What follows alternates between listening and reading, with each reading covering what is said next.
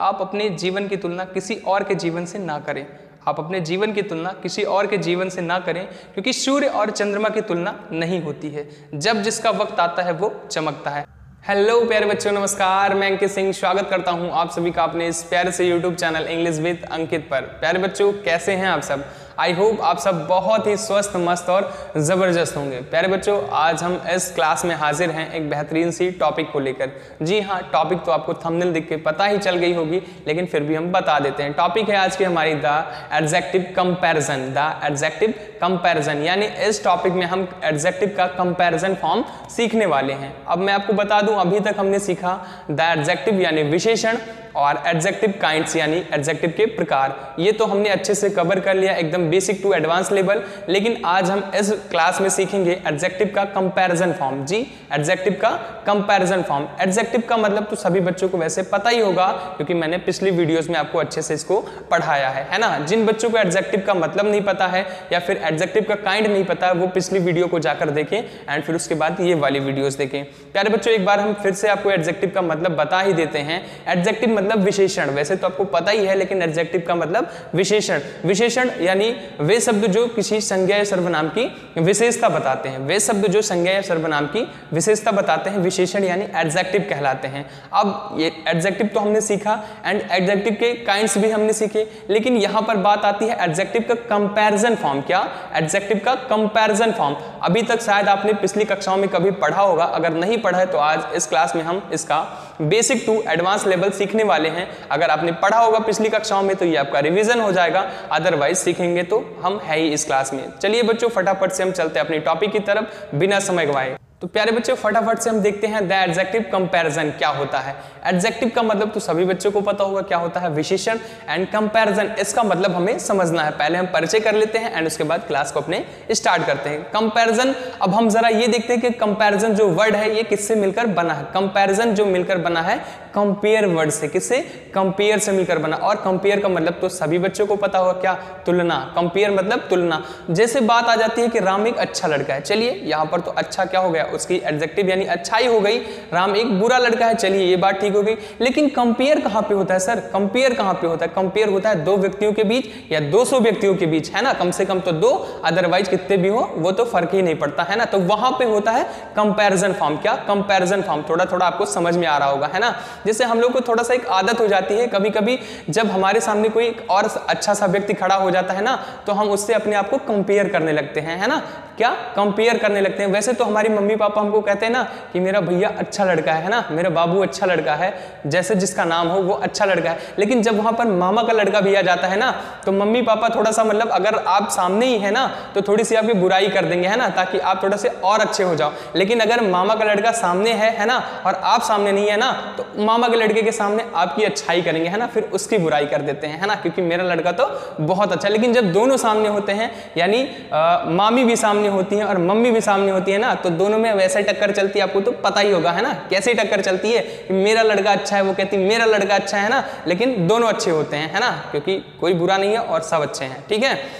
इसी को हम समझते हैं कंपैरिजन। इसी को हम कहते हैं कंपैरिजन, क्योंकि जब दो व्यक्तियों में तुलना होती है तो ये क्या हो जाता है, एडजेक्टिव का कंपैरिजन फॉर्म हो जाता है। क्या? कंपैरिजन फॉर्म हो जाता है। और इसी में 3 डिग्री होती है। क्या? इसी में 3 डिग्री होती है। एक होती है पॉजिटिव डिग्री एंड दूसरी होती है कंपैरेटिव डिग्री एंड तीसरी होती है सुपरलेटिव डिग्री। पहली कौन सी होती है? पॉजिटिव डिग्री एंड दूसरी होती है कंपैरेटिव डिग्री एंड तीसरी होती है सुपरलेटिव डिग्री, है ना। तो कंपैरेटिव, पॉजिटिव एंड सुपरलेटिव को हम अच्छे से समझते हैं। पहले तो हमने आपको इंट्रोडक्शन करवा ही दिया एंड अब इसको बारी बारी से हम समझते हैं। तो प्यारे बच्चों, फटाफट हम सबसे पहले देखते हैं पॉजिटिव डिग्री यानी मूलावस्था को। पॉजिटिव डिग्री को हिंदी में क्या बोलते हैं? मूलावस्था बोलते हैं, है ना। एंड इसकी डेफिनेशन क्या होती है? इस डिग्री में तुलना नहीं की जाती है। इस डिग्री में तुलना नहीं की जाती है, केवल व्यक्ति या वस्तु के साधारण गुणों को बताया जाता है। केवल व्यक्ति अगर है तो व्यक्ति, और वस्तु है तो उसके साधारण गुणों को बताया जाता है। इसमें किसी भी तरीके का कंपैरिजन नहीं होता है ना। ऐसे हम थोड़ा सा एग्जाम्पल बेस समझते हैं।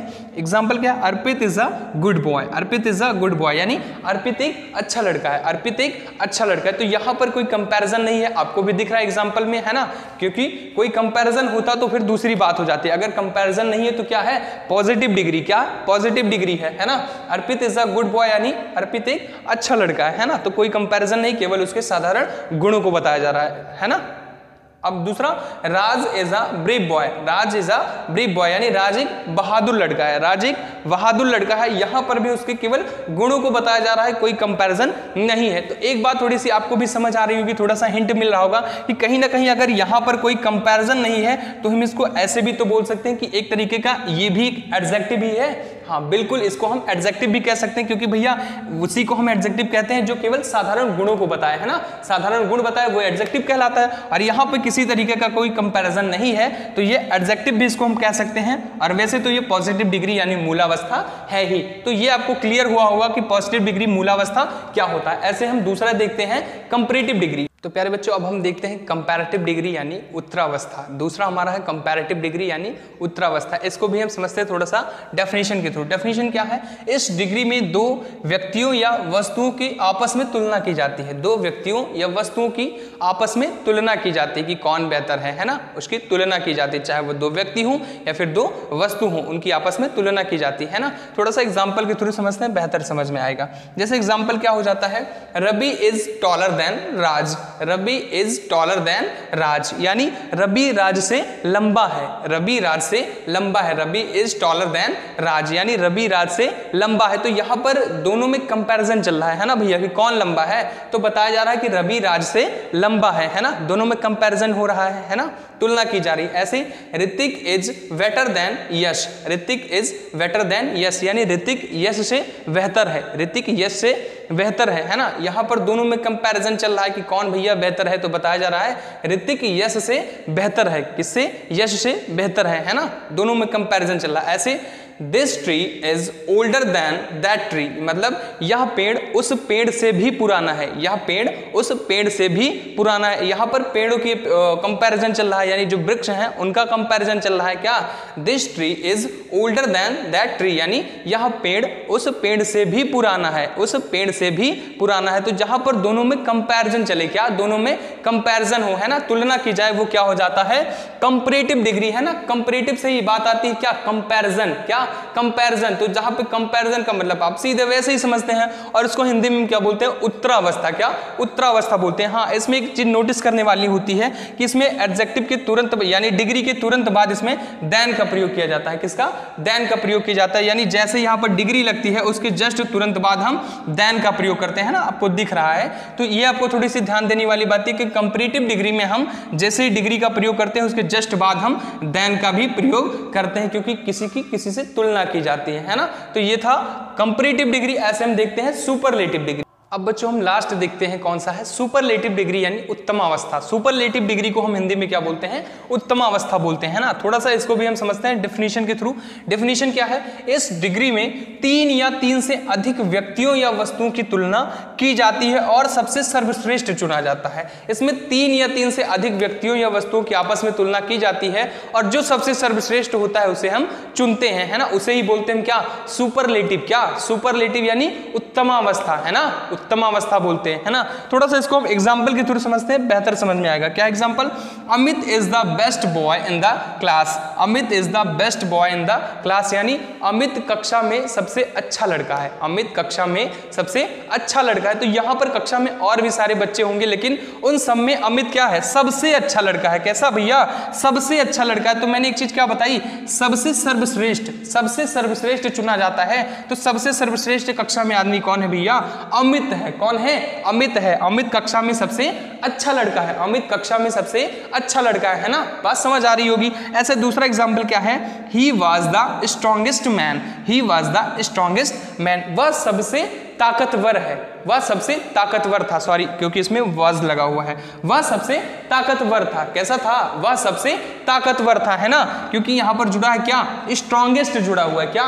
स्ट्रॉन्गेस्ट जुड़ा हुआ है और बात आती है सर्वश्रेष्ठ चुनने की, है ना, तो वह सबसे ताकतवर था, वह आदमी सबसे ताकतवर था, वह आदमी सबसे ताकतवर था, है ना, क्योंकि मैन भी है भैया, थोड़ा मोड़ा सा भूल भी जाते हैं ना, तो कोई दिक्कत नहीं। ऐसे तीसरा एग्जांपल क्या है? This is the oldest tree in my garden, this is the oldest tree in my garden, यह मेरे बगीचे का सबसे पुराना पेड़ है, यह मेरे बगीचे का सबसे पुराना पेड़ है भैया, यह मेरे बगीचे का सबसे पुराना पेड़ है, क्योंकि ओल्डेस्ट ट्री यानी सबसे पुराना पेड़ है। बगीचे में और भी पेड़ होते, क्योंकि बगीचा एक पेड़ से तो हो नहीं सकता, दो पेड़ से तो हो नहीं सकता, बगीचे में कई सारे पेड़ होते हैं, लेकिन उस बगीचे में जो भैया सबसे पुराना पेड़ है ना, वही बता रहे हैं बात की। This is the oldest tree in my garden, यह मेरे बगीचे का सबसे पुराना वृक्ष है या फिर पेड़ है, क्योंकि इसमें सर्वश्रेष्ठ की बात चुनी जाती है, जो सबसे अधिक हो, है ना, सबसे अधिक हो या सबसे कम हो, जो चीज आती है सबसे करके, है ना, हटके सबसे, वो चीज किस डिग्री में आता है? सुपरलेटिव डिग्री यानी उत्तम अवस्था में आती है। तो यहां तक तो हमने सीखा पॉजिटिव डिग्री, कंपैरेटिव डिग्री और सुपरलेटिव डिग्री। अब हम थोड़ा सा समझते हैं कि एडजेक्टिव को कब हम पॉजिटिव डिग्री में बदल सकते हैं और कैसे बदल सकते हैं, सुपरलेटिव में कैसे बदल सकते हैं और कंपैरेटिव डिग्री में हम कैसे बदल सकते हैं, थोड़ा सा समझते हैं। तो हम थोड़ा सा समझ लेते हैं पॉजिटिव डिग्री को कंपैरेटिव कैसे बनाते हैं एंड सुपरलेटिव कैसे बनाते हैं, है ना, थोड़ा सा उसमें चेंजेस करके। कैसे? जैसे ब्लैक है, तो ब्लैक एक एडजेक्टिव वर्ड है, आपको भी पता है, और मैंने बताया था एडजेक्टिव और पॉजिटिव डिग्री सेम होते हैं, समान होते हैं, है ना, लेकिन कंपैरेटिव डिग्री में दोनों से कंपेयर होने लगता है ना, दोनों से कंपैरिजन होने लगता है। तो ब्लैक में अगर हम ER जोड़ देंगे तो क्या हो जाएगा? ब्लैकर हो जाएगा। क्या? ब्लैकर हो जाएगा, है ना। अगर हम पॉजिटिव डिग्री में पॉजिटिव डिग्री को कंपैरेटिव डिग्री में बदलना है हमें, तो उसमें ER जोड़ देंगे तो वो कंपैरेटिव डिग्री हो जाएगा। कैसे? कंपैरेटिव डिग्री हो जाएगा। जैसे यहाँ पर ब्लैक है और यहाँ पर ब्लैक भी लिखा मैंने और उसमें ER जोड़ दिया तो क्या हो गया? ब्लैकर हो गया, और ब्लैकर क्या हो गया? कंपैरेटिव डिग्री हो गई। बात समझ आई ना। ऐसे अगर हम इसमें EST जोड़ देते हैं, ब्लैक में ब्लैकेस्ट हो जाता है, तो ये आ जाता है अपना सुपरलेटिव डिग्री में। किसमें? सुपरलेटिव डिग्री में आ जाता है ना। ऐसे बोल्ड हो जाता है, बोल्ड का बोल्डर हो जाता है, इसमें ER जोड़ देते हैं एंड इसमें EST जोड़ देते हैं तो बोल्डेस्ट हो जाता है, जो हो जाता है सुपरलेटिव डिग्री में। बात समझ आ रही होगी क्योंकि आपने इसको पढ़ रखा अभी, है ना। ऐसे क्लेवर हो जाता है। क्लेवर क्या है? ये तो पॉजिटिव है ना, और एडजेक्टिव है, ठीक है। अगर इसमें हम ER जोड़ देते हैं तो ये हो जाता है कंपैरेटिव डिग्री। क्या? कंपैरेटिव डिग्री हो जाता है, क्योंकि इसमें ER जोड़ दिया गया है ना। क्लेवरर हो जाता है। क्या? क्लेवरर हो जाता है। ऐसे इसमें क्लेवरेस्ट हो जाता है अगर इसमें हम EST जोड़ देते हैं, है ना। क्लेवर में अगर हम EST जोड़ देते हैं, क्लेवरेस्ट क्या हो जाता है? सुपरलेटिव डिग्री में हो जाता है ना। बात समझ आई ना।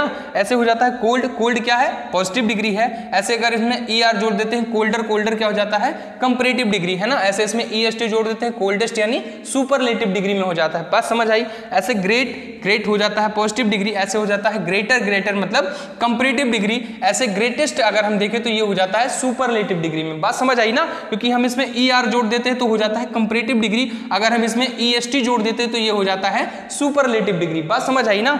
ऐसे लास्ट है यंग, और यंग में अगर ER हम जोड़ देते हैं तो हो जाता है यंगर। यंगर क्या हो जाता है? कंपैरेटिव डिग्री में आता है। अगर हम इसमें EST जोड़ देते हैं तो यंगेस्ट हो जाता है, और यंगेस्ट क्या होता है? Superlative degree. यंगेस्ट क्या हो जाता है? Superlative degree. ये तो कुछ थे 4-5 करके मैंने आपको बताया। ऐसे आप मतलब पॉजिटिव डिग्री को कंपैरेटिव में बदल सकते हैं और कंपैरेटिव को सुपरलेटिव में बदल सकते हैं, क्योंकि ER लगाएंगे अगर आप पॉजिटिव डिग्री में तो वो हो जाएगा कंपैरेटिव डिग्री, और अगर EST उसमें हम जोड़ देंगे तो हो जाएगा सुपरलेटिव डिग्री। ये था हमारा बनाने की अच्छी मतलब फॉर्मेशन करने की अच्छी ट्रिक। अगर हम पॉजिटिव डिग्री में ER जोड़ेंगे तो कंपैरेटिव हो जाएगा, अगर हम पॉजिटिव डिग्री में EST जोड़ेंगे तो वो क्या हो जाएगा? सुपरलेटिव। हाँ, कुछ ऐसे वर्ड्स भी हैं जो इन चीजों को नहीं मानते हैं ना। कुछ ऐसे गधेड़े भी होते हैं जो हमारी बातों को नहीं मानते, जैसे हम कितनी भी मेहनत से पढ़ाएं वो इन चीजों को नहीं समझते कि गुरुजी कितनी मेहनत से पढ़ाते हैं, इसको अच्छे से पढ़ना चाहिए, है ना। तो वो इन चीजों को नहीं मानते, वो एक्सेप्शंस होते हैं, है ना, अपवाद होते हैं। तो थोड़ा सा हम उनको भी देख लेते हैं ना। अब बच्चों हम देखते हैं कुछ ऐसे फॉर्म को जो ऊपर दिखाए गए रूल को फॉलो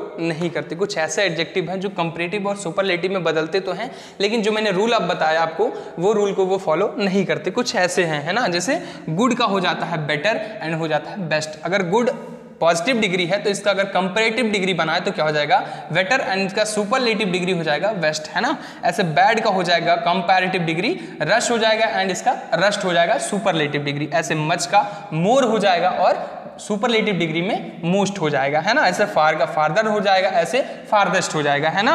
ऐसे लिटिल का हो जाएगा, लेस लेशर हो जाएगा और लेस्ट हो जाएगा, है ना। तो ये थे कुछ ऐसे पॉजिटिव डिग्री, कंपैरेटिव डिग्री और सुपरलेटिव डिग्री जो हमने जो रूल आपको बताया उसको ये फॉलो नहीं करते। हाँ, थोड़ा सा एक चीज आपसे पूछना चाहता था कि जो ब्यूटीफुल एक एडजेक्टिव है ना, आप अच्छे से जानते हैं। हमने यहाँ पर एक वर्ड लिखी दूं पहले, BEAUTIFUL, क्योंकि ये आप बहुत ज्यादा इस्तेमाल करते हैं, है ना। सुंदर के बारे में तो आप बात बहुत ही करते हो, है ना। ब्यूटीफुल, तो इसका अगर हम कंपैरेटिव डिग्री बनाएं तो क्या बनाएंगे, जरा आप ही बता दीजिए। थोड़ा अभी तक तो मैं आपको पढ़ा रहा हूँ, थोड़ा सा आप ही बता दें। क्या इसका क्या हम बना दें, ब्यूटीफुलर बना दें क्या? आप बताइए, क्या इसका हम ब्यूटीफुलर बना दें?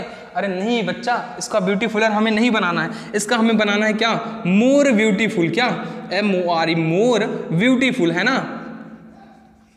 मोर ब्यूटीफुल इसका हमें बनाना है ना। इसका हमें मोर ब्यूटीफुल बनाना है। और इसका अगर मैं सुपरलेटिव फॉर्म ले जाऊं तो सुपरलेटिव में क्या बन जाएगा, जरा बताओ। मोर ब्यूटीफुलेस्ट हो जाएगा क्या? नहीं, इसका हो जाएगा मोस्ट ब्यूटीफुल। क्या, मोस्ट ब्यूटीफुल हो जाएगा क्या भैया? BEAUTIFUL, इसका हो जाएगा मोस्ट ब्यूटीफुल। अगर मैं ब्यूटीफुल एक पॉजिटिव डिग्री है, अगर इसका मैं कंपैरेटिव बनाऊं फॉर्म तो क्या हो जाएगा, मोर ब्यूटीफुल। अगर इसका मैं सुपरलेटिव फॉर्म बनाऊं तो क्या हो जाएगा, मोस्ट ब्यूटीफुल, है ना।